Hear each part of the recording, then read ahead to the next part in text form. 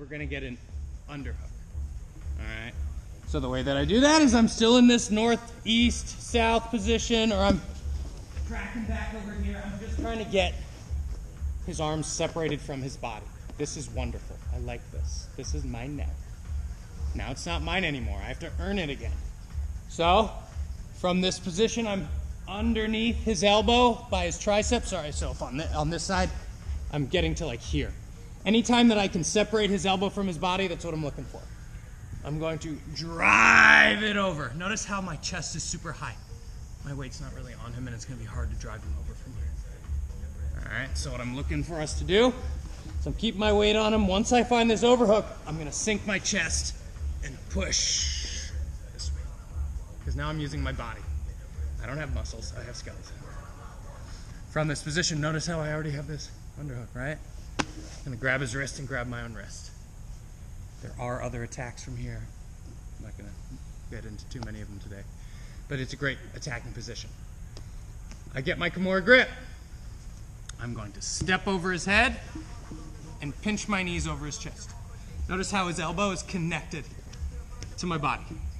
Here, he's going to be able to escape.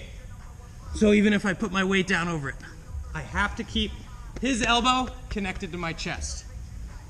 Now with the Kimora, once you bring his hand to the back of his head, and I'm going to show you Zach and everything, but I want you to just feel it. If he's grabbing his belt, grabbing his hands, that's good on him, whatever. I can be as violent as I want this way. All right, I don't care. Be as ridiculously strong as you want there. Once I bring his hand to the back side of his back, that's when I have control. And I'm turning the trunk, keeping his elbow connected to me the whole time. Out and up, I can be violent. I'm not going to hurt you. I'm just making you regret holding onto your hands.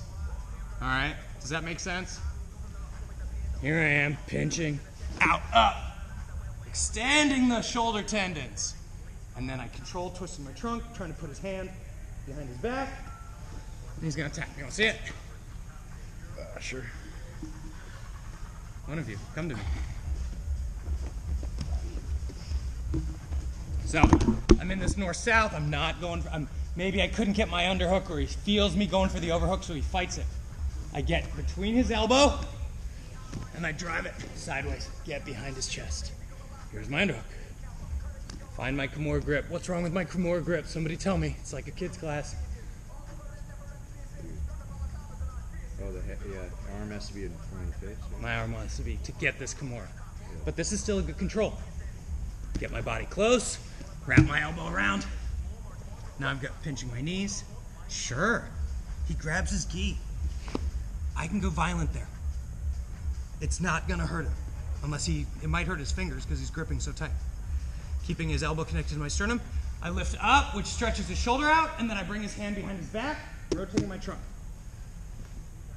All right? Violent, violent, very controlled. Because I don't want us hurting each other. We're not, it's the only thing that I've ever hurt when somebody does this to me is my fingers, because I'm gripping so hard on my gi. So I don't do that anymore in a Kimora. Does that make sense? Let's look for this Kimora. Shout at me if you need help, but let's drill back and forth. All right, 1, 2.